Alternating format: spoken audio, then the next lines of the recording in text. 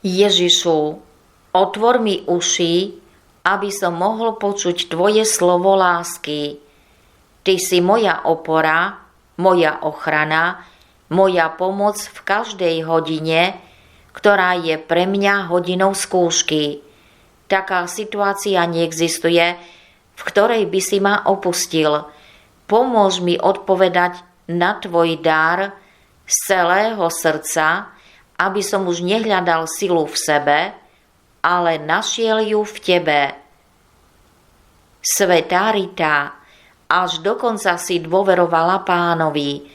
Nauč ma takto sa mu odovzdať a vypros mi milosť zotrvať v jeho prítomnosti, najmä v ťažkých chvíľach. Pomôž mi zjednotiť sa s jeho umúčením, aby som ho mohol stále viac milovať. Amen.